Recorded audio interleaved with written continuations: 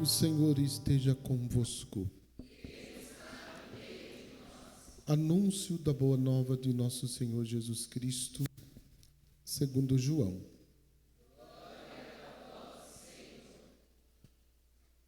Naquele tempo, a multidão perguntou a Jesus: que sinal realizas para que possamos ver e crer em ti?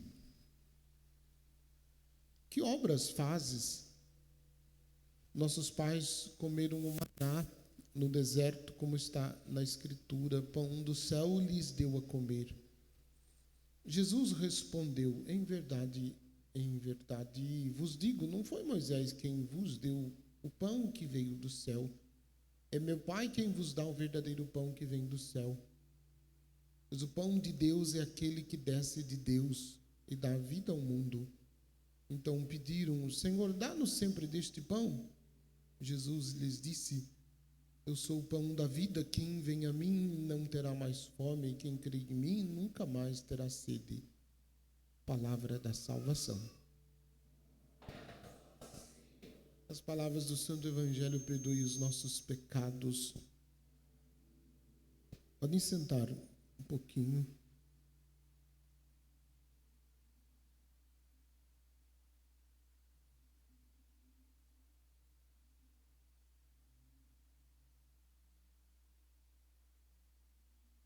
Um pedacinho da minha homilia de domingo, eu dizia que o melhor serviço que nós devemos oferecer à humanidade é anunciar Jesus Cristo. E o quanto que esta realidade está cada vez mais difícil, né? Nos dias de hoje. Por esse motivo, Estevão foi morto. Diácono Estevão, como nós ouvimos na primeira leitura dos Atos dos Apóstolos, ele anunciava com sabedoria Jesus Cristo. E anunciar Jesus Cristo muito mais do que falar de Jesus. Falar com Jesus muito mais do que falar de Jesus. É diferente as duas realidades. Anunciar Jesus Cristo não é só falar dele. Não é só falar dele. Mas é comprometer-se com o seu evangelho e com os valores que o evangelho propõe.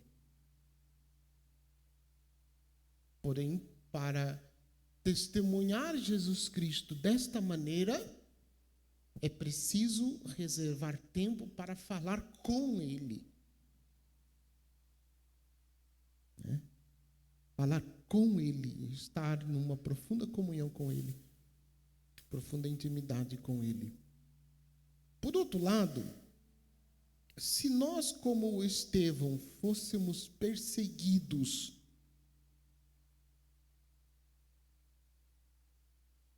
será que continuaríamos sendo cristãos?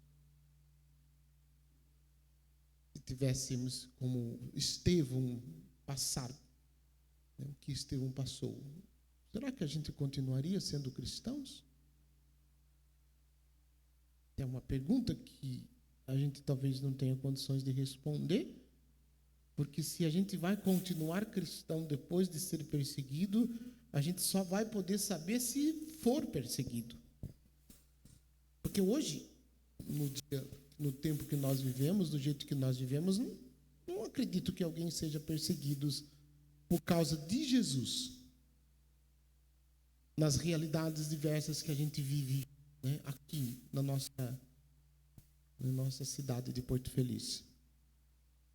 Talvez fora daqui, em outros estados, em outras regiões, talvez.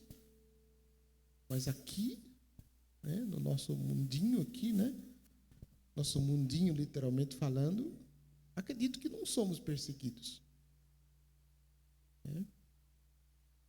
Quando muito a gente enfrenta algumas dificuldades daquele do tipo, vai de novo na igreja? Vai de novo na missa? Não foi ontem, precisa ir de novo? Isso não é perseguição ainda. O que vai fazer na igreja? O que está indo tanto na igreja? Não, isso não é ainda. Você está rezando demais, para de rezar um pouco. Vai deixar você maluco. Não, isso ainda não é perseguição por causa dele. Algumas dificuldades que a gente enfrenta, né? Ou então, aquelas dificuldades que a gente enfrenta quando a gente quer evangelizar a família da gente, eles dizem para a gente assim, você falando de Jesus para mim? Logo você?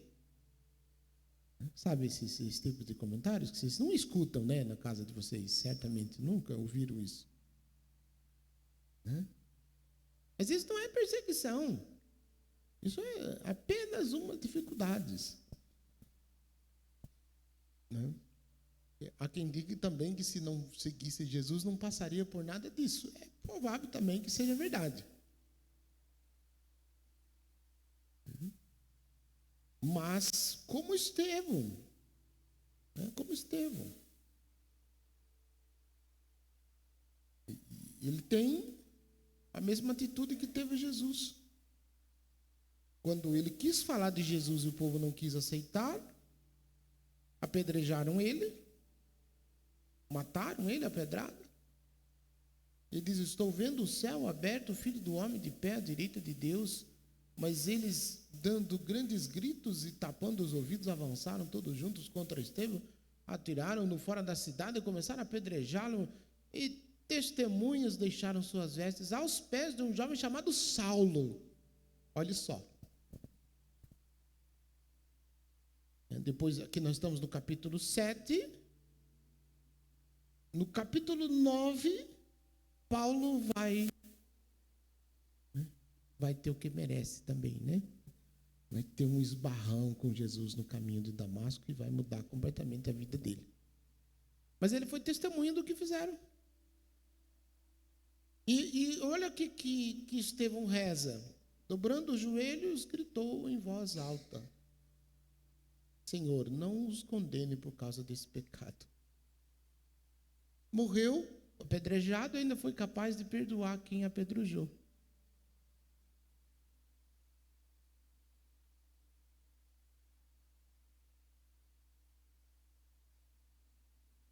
Pergunta para o seu vizinho da direita e da esquerda, só para provocar mesmo, de verdade. Você precisa perdoar alguém?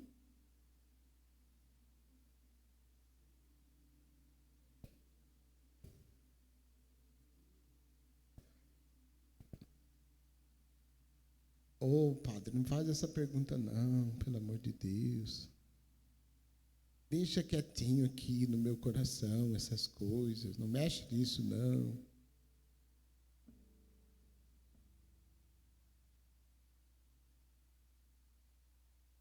Eu não vou mexer nisso, é Jesus que mexe. Você vai se entender com ele, não é comigo. Não tem nada a ver com isso. Né? Estevão, no seu momento mais semelhante a Jesus na cruz, né? Perdoar eles porque não sabem o que fazem, lembra? Jesus disse quando estava sendo crucificado.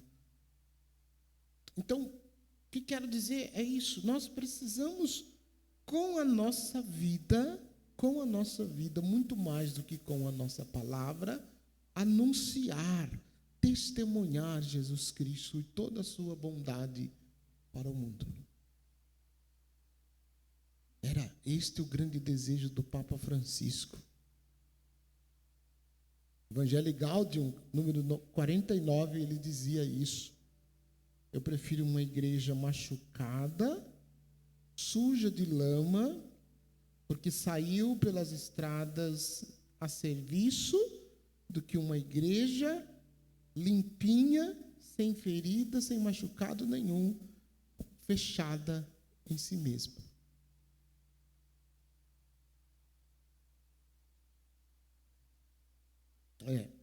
Alegria do Evangelho.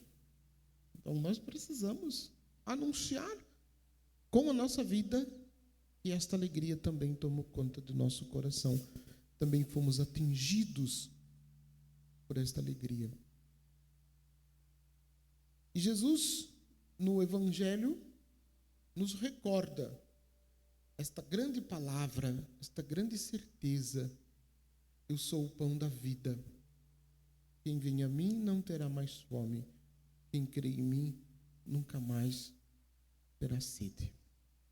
Aqui não só, como nós já dissemos isso várias vezes, não se trata apenas de alimento material.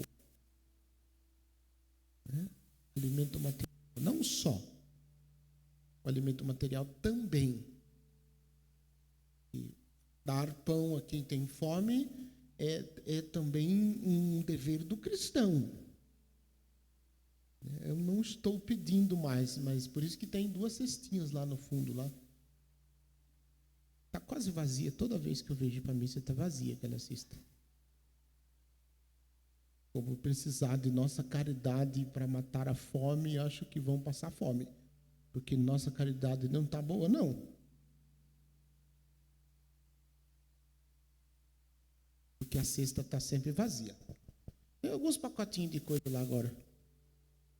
Mas normal está sempre vazio. E o pão material também é importante.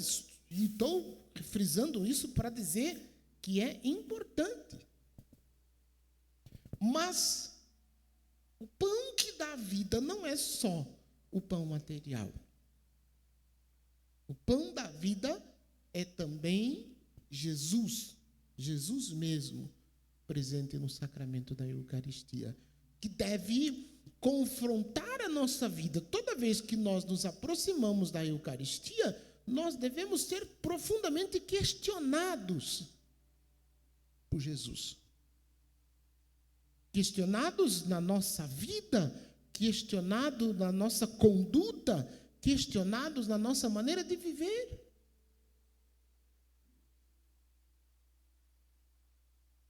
Não podemos comungar o corpo de Cristo, tendo a certeza de que Ele é pão vivo descido do céu, e é, como Ele mesmo diz, e a igreja reafirma isso solenemente, mas se a gente comungar e continuar do mesmo jeito. Ou ainda sair pior. Aí chega lá em casa, vai brigar com todo mundo, aí a turma que ficou lá em casa vai dizer: você não acabou de sair da missa? O que você foi fazer na missa? O que adiantou você ir na missa? Você ouve isso também ou não? Não responda.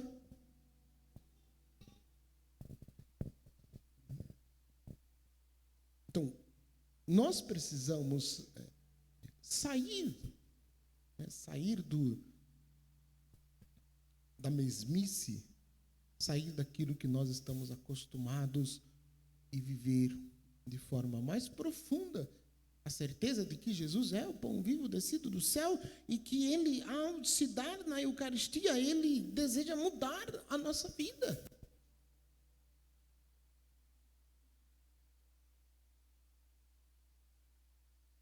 Esta mudança não será uma mudança violenta. Ele não vai violentar você para você mudar. Não, ele quer mudar, ele deseja mudar. Mas para mudar o nosso coração, ele precisa da nossa permissão. Ele precisa que nós concedamos a ele a liberdade para poder mexer em nosso coração. E muitas vezes a gente não quer. Muitas vezes a gente quer ficar do jeito que a gente está, né? De boa, não precisa mexer. Uma pergunta que o padre fez, né? A gente sabe que a gente precisa perdoar, né? De modo que a gente começa a ficar chateado, irritado, se alguém começa a dizer que a gente tem que fazer isso.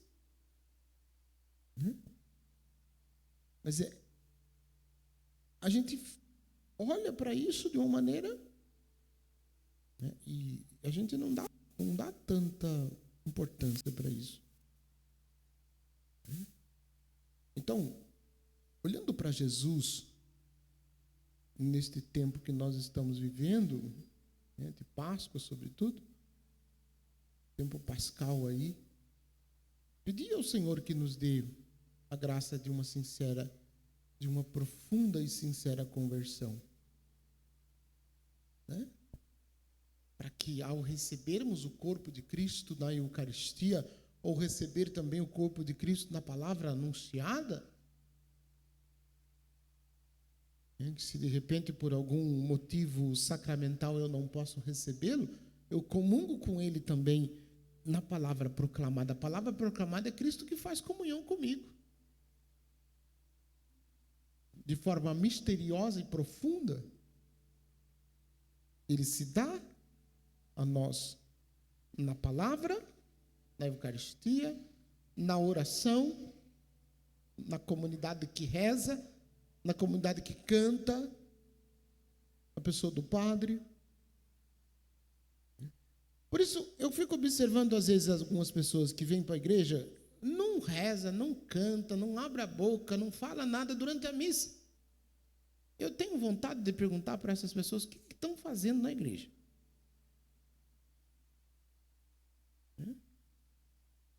Quando é para cantar o refrão do salmo, não canta, só a equipe de música que canta. Quando é para cantar o cântico que é específico da comunidade, não canta, está sempre de boca fechada. A gente vê cada coisa daqui que vocês não têm ideia. Vou tirar foto e mandar para vocês ver a cara de vocês depois, durante a missa. Que sinceramente não parece que vocês estão na missa. Não estou falando dos seis, não. Estou falando de outras pessoas, tá? Vocês não fazem isso. Mas então, rezar, cantar, é fazer comunhão com Cristo. É você unir a sua pobre voz com a voz de Cristo para louvar a Deus e fazer um louvor perfeito. Então, participa, reze, cante as partes que são específicas, que são próprias de vocês cantarem e rezarem, né? As orações, e tem orações da missa que é própria do padre, tem oração na missa que a gente reza todo mundo junto, né? Para que esta presença de Cristo na Eucaristia, o seu corpo eucarístico, ela possa frutificar em nós, não só como alimento material, como eu dizia, mas como algo que nos faça compreender a necessidade, né, de unir o nosso coração cada vez mais.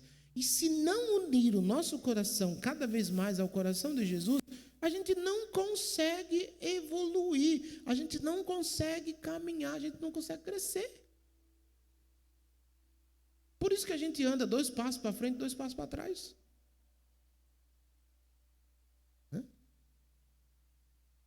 A gente está sempre estagnado na nossa vida espiritual. Ou não é assim com vocês? É só com o padre que acontece isso? Fala que é só com o padre que eu fico feliz da vida. Não, padre, isso não acontece comigo, não. Isso é só com o senhor. Que bom. Então eu preciso mais de conversão. Olhemos para Jesus, vivamos esse mistério que Ele nos dá e deixemos que o nosso coração verdadeiramente se transforme por aquilo que Jesus deseja de cada um de nós. Que assim seja. Amém. Irmãos e irmãs,